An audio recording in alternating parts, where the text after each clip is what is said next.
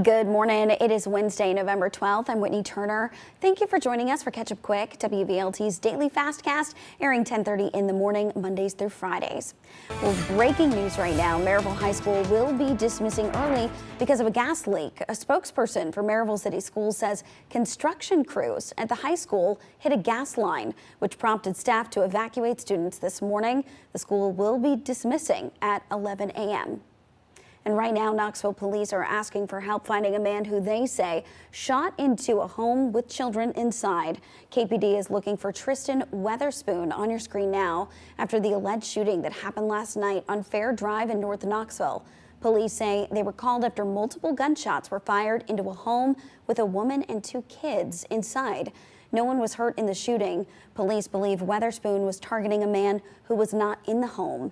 Police say they saw a car being driven by Weatherspoon, tried to stop it, but were not able to. He is currently wanted for aggravated assaults and evading arrest. If you have any information on where this man may be, get in touch with East Tennessee Valley Crime Stoppers. And an East Tennessee high school is under investigation by the state, accused of giving away property it wasn't supposed to. The comptroller's office started investigating Campbell County High School last year. A report found a staff member gave away around 20 chairs to a restaurant for free after the school renovated its cafeteria.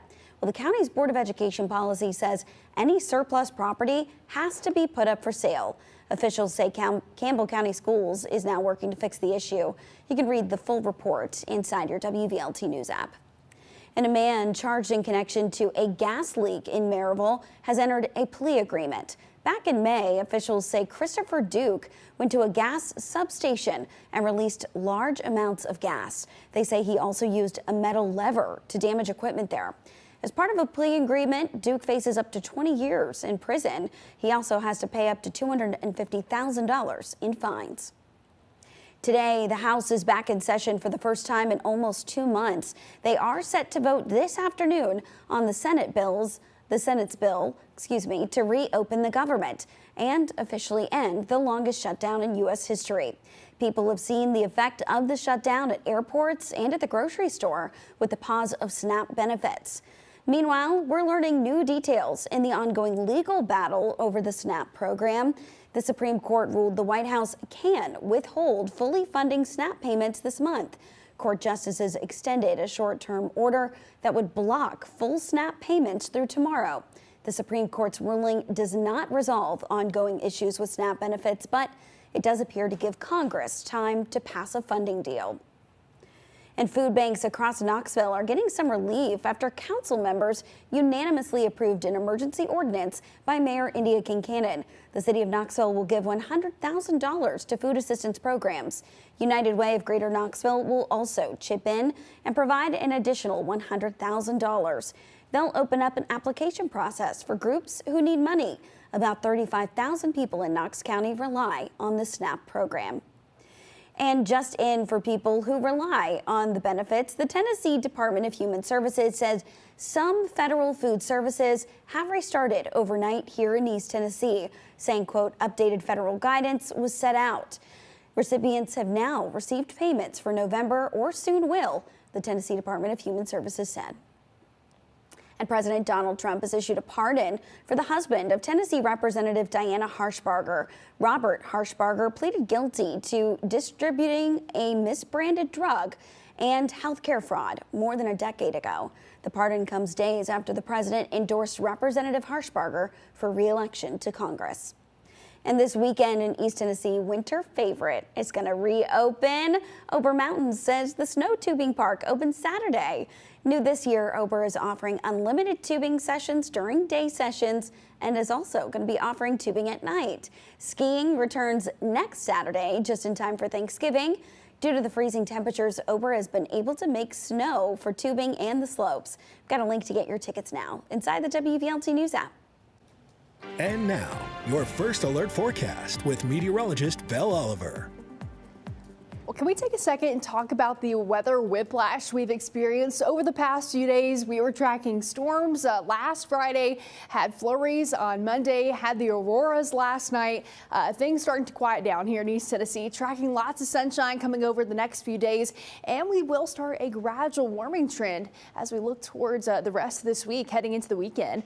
Notice temperatures today very nice and mild into the low 60s. We'll eventually reach the low 70s by Saturday afternoon, into the upper 60s by Sunday, and then we're watching for another front that could bring a little bit of a rain chance looking towards early next week, but definitely going to be nice for this remainder of this week into the weekend, and we could see this warming trend even continue beyond the 8-day planner. This is looking towards next week going into Thanksgiving week, maybe those above average temperatures continuing, ending off the next few weeks here in November. But for right now, plenty of sunshine outside. Take a look at Look Rock across the Great Smoky Mountains. Crystal blue today, and that's where we expect to be. Mostly clear conditions all day long for Wednesday, and we'll see those really nice temperatures by the afternoon. Still pretty mild this morning. A lot of us waking up to temperatures this morning we're in the 30s. We've quickly warmed into the 40s and low 50s across East Tennessee on this Wednesday. By this afternoon, many of us top out into the low 60s area wide. 60 degrees in Knoxville, down to Maryville, 62 in Loudon, around 57 in Crossville, and 59 degrees in Morristown. Just a perfect day to get outside and enjoy this really nice weather. For tonight, we'll see temperatures fall back into the 30s, a few places maybe into the low 40s. Notice they're going to remain nice. Mostly clear conditions will continue into the overnight hours, which will help if we get to see those northern lights again. Thank you guys so much for sending all of those pictures. Take a look at this time lapse from over mountain last night. Just such a beautiful time lapse there of all the colors. There is a little bit of a chance to see this again. Maybe it could be a little bit better than it was last night. Maybe not a little bit better. This is like really hard to forecast on the same level as like snow. So I would say get outside tonight. Thankfully, the conditions will be very nice and clear. If you get to see anything, make sure to look up to the north. For the time being, back here in East Tennessee, mostly clear and sunny. Temperatures slowly warming up into the low 70s. Really nice for game day on Saturday. Then tracking a few more showers looking towards early next week. All right, Belle, thanks so much. Governor Bill Lee says Tennessee will keep investing in education and possibly expand the Education Freedom Scholarship or school voucher program.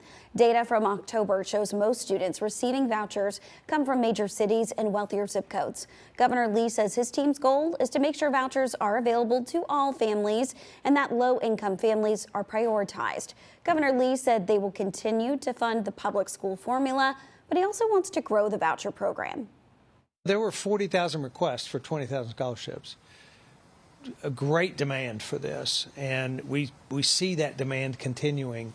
We should meet that demand if we can. This is something Tennesseans want, and it provides parents options for the best educational strategy for their own child. So I very much believe we ought to give parents the last word in how their kids are educated. Governor Lee said the exact funding numbers will be determined as his administration builds next year's budget, but he anticipates a push to expand Education Freedom scholarships. Tennessee's mental health agency says a new law is helping people get treatment, but they need more money to keep it running. Jillian's law requires people deemed incompetent to stand trial to stay in custody while getting the care they need until they're deemed competent or approved for outpatient treatment. The Department of Mental Health and Substance Abuse Services is requesting $35 million to expand the Memphis Mental Health Institute. That plan would add 25 beds to reduce the backlog of court-ordered evaluations. These individuals have stays that are longer than 6 months. So you've got a longer time that we have no control over, and you've got the fact that more people are coming, and that has grown by 27% since the law took effect. The department said the expansion would help ease that growing pressure on the state's mental health system. The measles could be making a comeback. More cases and a decline in vaccinations have doctors on high alert. Measles is a serious, highly contagious respiratory illness. Symptoms include a sore throat, high fever, cough, and body rash. The U.S. has seen upwards of 1,600 cases this year. Of those, 92% were in unvaccinated people. 9 out of 10 people that are exposed to someone with measles, if they are not vaccinated, 9 out of 10 of them are expected to contract measles. That's quite a high number. Vaccination against measles is the best protection. The vaccine is typically given to children between 12 and 15 months old, with a second dose given when they're between 4 and 6. Here at home, there have been 8 confirmed cases of measles in Tennessee this year. Nashville's first case of measles in 20 years was confirmed last Friday. The Tennessee Department of Health shows no confirmed cases in Knox County or East Tennessee. There's a widening recall of organic baby formula from the formula maker By Heart, linked to an outbreak of botulism among infants.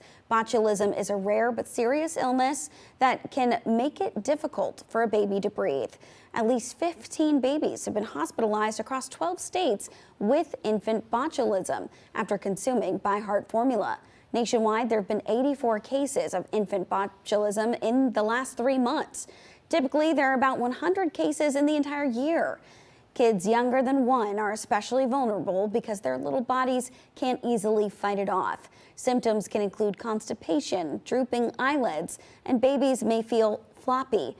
The FDA commissioner in charge of the investigation says although there's a recall, a formula shortage is not likely.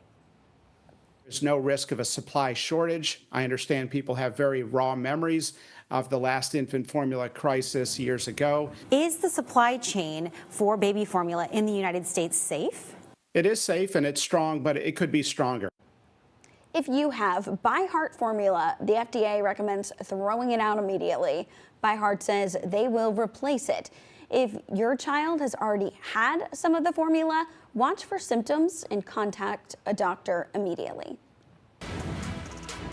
WVLT is proud to be your official station of the Vols. The Vols are back in Neyland this week. It is homecoming against New Mexico State, and now we're learning where Tennessee stands in the second college football playoff rankings. Well, the Vols are moving up 2 spots to number 23 this week. The top 5 remain the same. Texas Tech moves up 2 spots to 6 after a big win Saturday. Vanderbilt is up to 14, and that's who the Vols play to close out the regular season. Still a lot of football to be played here. Kickoff against New Mexico State Saturday is 4:15. Medic Regional Blood Center is asking for your help. Next week, they're taking on Kentucky Blood Center in the 39th annual Orange and Blue Blood Drive. It's a competition to see who can collect the most blood donations. Your donation will help increase the blood supply for the holiday season and give UT another win over Kentucky. Medic says they haven't won the contest since 2021. It starts Monday. It goes until next Friday. You do not need an appointment, but they are encouraged. We have got more information for you inside your WVLT News app.